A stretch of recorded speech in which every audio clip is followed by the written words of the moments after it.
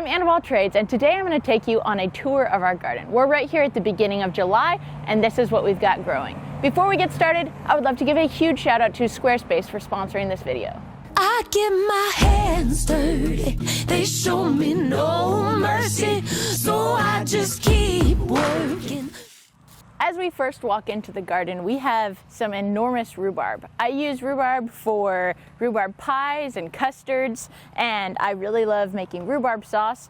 Obviously, you see that we have quite a bit, so this is really great to freeze and put away for the winter. In the same garden bed, we have a lot of different varieties of peas. We also have some brassicas, some cabbage, some broccoli, some lettuces, some kales. We've also got a little bit of celery and arugula and other tender annual vegetables that will be kind of rotated in and out of this bed. One thing that I really like to do is rotate a lot of different kinds of plants in and out of every bed, mostly just so that I can make sure that I'm getting the most out of my growing space, but also so that I'm always creating shade that's going to shade out weeds and other things, because I don't want to spend a ton of time weeding our garden. Walking down this way some more, we have turnips and dill and some shards and more kale, some herbs. But along this whole area, underneath it all, I have actually just planted a nice big row of asparagus. And asparagus takes about 2 or 3 years to get established. So while it's doing that, I want to still be using this space for other stuff. So I'm just making sure to use things that are short that won't shade out that asparagus. I do a lot of different rotating around in my garden beds, basically to make sure that I'm always adding things back to the soil, since it takes a lot of energy out of the soil to grow these things. But I also do a ton of organic pest control, both with companion planting and also using plants that actually naturally repel pests. I have a lot of herbs, like garlic will drive things off, onions will drive things off. Nasturtiums are great for aphids because the aphids are naturally drawn to the nasturtiums, but they don't actually hurt them. So if you've got the nasturtiums, the aphids will kind of collect on them and leave your other stuff alone. We have chrysanthemum, we have marigolds. Chrysanthemum helps repel a ton of pests, including spider mites, ticks, roaches, lice, and fleas and aphids. Marigolds help repel mosquitoes and aphids. Lavender helps repel fleas, mosquitoes, and flies. And basil does a really good job of keeping flies and mosquitoes away as well. We also used to release ladybugs in the garden every year because they like to eat aphids, and because we have aphids on our artichokes, on our dahlias, they can be a big problem with the fruit trees. The ladybugs are a huge helper.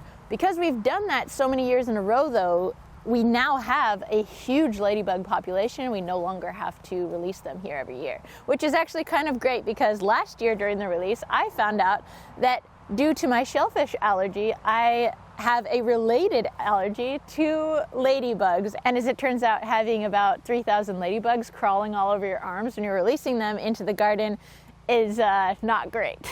I wanted to give you an update on the garden beds that we just put in this year. If you haven't seen it already, check out my raised garden bed video, as well as my soil health video and all the rest of the videos in that series. You'll see that these things grew up quite nicely. We've got cabbages and all kinds of lettuces. We've got mustard greens, mesclun, chard, kale, spinach, little cabbages, big cabbages. We've got some, at the end of every row, I like to put some kind of squash or other trailing vegetable because they shade out the weeds. You'll see that there are actually weeds all over the place, but you can't really see them a ton because there's so much other stuff growing, and we want to crowd out the weeds as much as possible. But when we do have weeds that are going to end up competing for, sunlight or anything else with our other plants, then we'll go ahead and pull them and literally just add them back down to the soil, because as we talked about in the soil health video, those weeds are evidence that the soil is trying to fix itself. And so we want to keep those nutrients in the soil, and so we'll just pull them, uproot them, and then leave them there to decompose and add whatever it was that the soil needed back into the soil. But one of the reasons I really wanted to do this update video was to show you what happens when your soil is extremely healthy. I mean, this is a piece of arugula pulled from this bed. This is a piece of arugula pulled from a different garden bed. Yes, they're slightly different varieties, but you have all of the taste and nutrient density in these larger leaves as you do in these smaller ones. So I can come in here and pick an entire salad by picking 3 or 4 leaves instead of spending a whole bunch of time harvesting. You'll also see that some of the plants here are definitely getting big and are starting to compete for sunlight themselves, and that's fine because I do a lot of seed collection. So you'll see the spinach has gone to seed, and I will actually let it continue going to seed. When plants start going to seed, they are not super tasty anymore, but that's no problem because we have all of our chickens and our livestock that will be overjoyed to get some of these, and then I'll get my seeds from them. We'll kind of clear out the bed and we'll replant it again. Hey buddy, there you go. You'll see in here that the beets are growing nice and big, which is great because those are some of my favorite plants. But we do have a little issue with leaf miners, which is just kind of a pest that we have locally. Unless they get really out of control, leaf miners don't really actually seem to do much to damage the plant. So often I'll just pick the affected leaves and give those to the chickens, and then, oops, I accidentally picked this beet, but no problem. Oh, these golden beets are great. It's a little too small still, but it'll still taste delicious nonetheless. Plus, you know who really loves beet greens? Here you go, guys. Oops, sorry. Anyway, so I'll take these affected leaves and I'll give them to the chickens, and then the chickens will eat the leaf miners off. If this becomes a serious infestation, then what we'd do is take off all the affected leaves, and then we'd put some white cloth over them for a while so that could just kind of kill off the insect population. And we might try planting these in a different spot in the garden as we move forward. In this row here, we've got a bunch of other salad greens as well as strawberries, and I actually like to plant the salad greens timed just right with the strawberries so that as the weather gets hotter, the salad greens start to shade out the strawberry plants, and then the strawberries will actually, in theory at least, keep producing fruit for longer. So that's kind of just another way that we can utilize space. Obviously, we have a huge garden and space is not always at the forefront of my mind. But if you do have a smaller garden, it's great to be able to think about things and when they're producing what, so that you can plant other things with them accordingly. We also have some volunteer sunflowers, which this is really fun because I had a row of sunflowers here last year and these guys just started popping up, and I was like, you know what? I'm just gonna leave them. The birds love them, they're gorgeous, and these ones that just volunteered on their own are already starting to bloom, and that's about 3 weeks earlier than they usually do. So I was really excited to have that extra pop of color this early in the season. We have more mustard greens here that are starting to go to seed, which is great. I'll collect those seeds, then pull the plants and share those with the animals. More sunflowers here. One of our little ladybug friends right in here. I always love this. It's like a hide and go seek kind of thing. And then we've got my absolute favorite vegetable right here, which is the artichoke. And we've got some little artichokes coming in here, and you'll see a bunch of ladybugs on this plant. Oh, look, there's some that are even making some baby ladybugs as we speak. When you light those candles. And you'll also see right here why the ladybugs are present, and that's because they've got all these aphids in here. In this row, we have more of the same. We have trailing vegetables. These are pumpkin plants that are going to create all kinds of delightfulness as they grow down the hillside. Those will help us shade out any weeds that want to grow in this unplanted area here. They'll also help keep the hillside from eroding.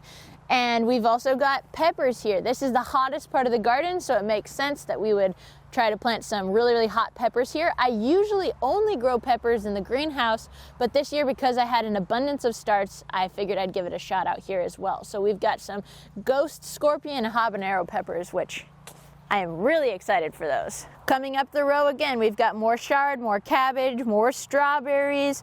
I'm basically just trying to kind of rebuild this specific strawberry patch, and so keeping those plants shaded and giving them lots of nutrients is definitely key.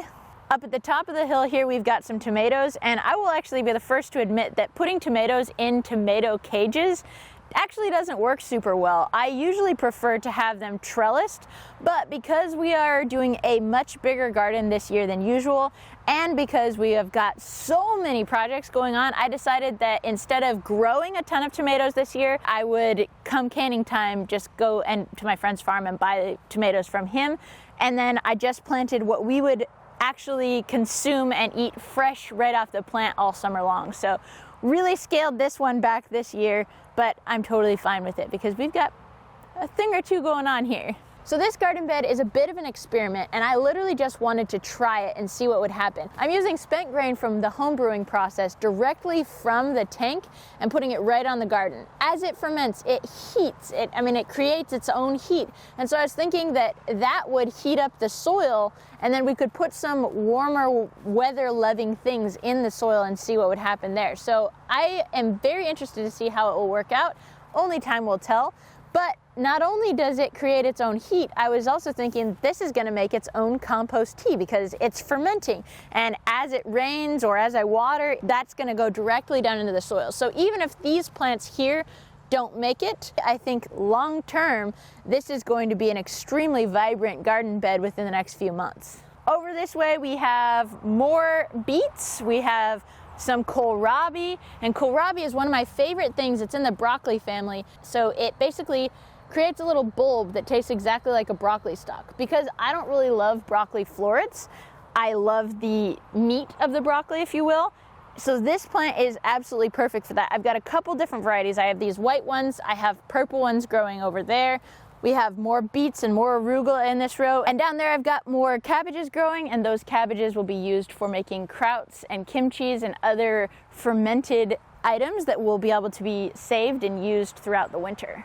Over here I have some eggplants, more peppers, and again some other cabbages and brassicas kind of mixed in just to basically utilize the space the best. I've got some cucumbers that are growing here. I'm trying another experiment this year as well, growing cucumbers in more of a bush than on a trellis, but of course we have trellised cucumbers as well, but I just figured, why not? Down this row we've got what's called Three Sisters planting, which is corn, squash, and beans.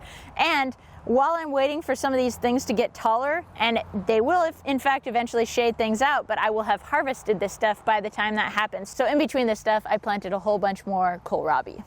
Behind me here, I've got potatoes, and again, this is something that we're doing on a smaller scale this year just because I want to eat our fresh potatoes, but the potatoes that we're gonna store, I'm just gonna go ahead and buy again from my friend's farm because I wanted to dedicate more of my growing space this year to some experiments that I just was interested to try. Behind me, we've got more squash, pumpkin, zucchini type things, and then of course the bees. And one thing I'm super happy about is that our bees are healthier than they've ever been.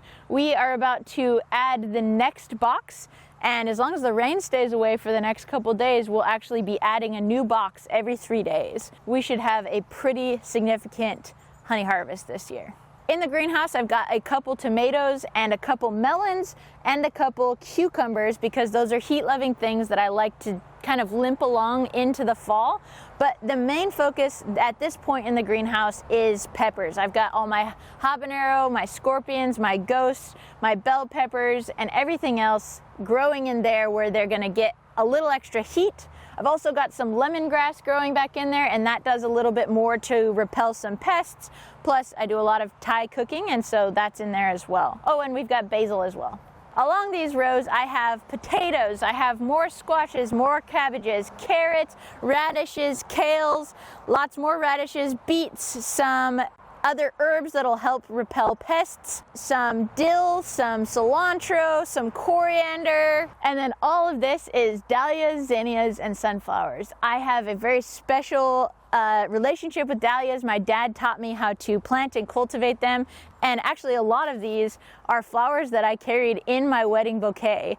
Because they're perennials, we were able to save the bulbs. My dad and I planted the flowers together. I carried them in my wedding bouquet, and everywhere that we've moved, I've taken some of those bulbs with me and replanted them in our garden since. So in this row, I have more corn, squash, beans, rhubarb, a few rogue strawberries here and there. And then over here we've got amaranth, which is an ancient grain. And not only is this a useful plant, it's absolutely gorgeous and it's really easy to recultivate. So as you can see, it kind of gets out of control. So I even find amaranth growing on other sides of our property, whether it's birds carrying and dropping seeds or what, who knows. But I love this plant. I have a ton of onions, garlic, and more potatoes that have kind of just showed up, and that's just fine with me. And then the last thing is the raspberries, which as you can see we have a lot of. If you're interested in the trellis system or seeing more about our raspberries in general, go check out my DIY trellis video, and I'll link that below. As I mentioned at the beginning, this video is sponsored by Squarespace, an awesome, easy to use platform where you can create a stunning website for yourself. I've been using Squarespace since I started my business in 2012. It is really easy for someone who's not very tech savvy like me to drag and drop and create a stunning website with all my needs. I have a commerce section so you can buy merchandise or products that I create and sell. I have a blog, I can host photos and videos, and it's just a great resource for me. Make sure you go to squarespace.com for a free trial, and when you're ready to launch, go to squarespace.com/AnnofAllTrades to save 10% on your first purchase of a website or domain. Squarespace provides beautiful designer templates that you can just drag and drop your material into, and Squarespace also offers incredible customer support 24/7. So that's what's growing in the garden as of mid-July. As you can see, it's quite a big project to maintain, but it creates a ton of vegetables that we can share with our community members, that we can donate, and also feed our livestock. Another huge thank you to Squarespace for sponsoring this video. I hope you leave it feeling challenged, inspired, and excited to get outside and to do things with your own hands as well. Cheers.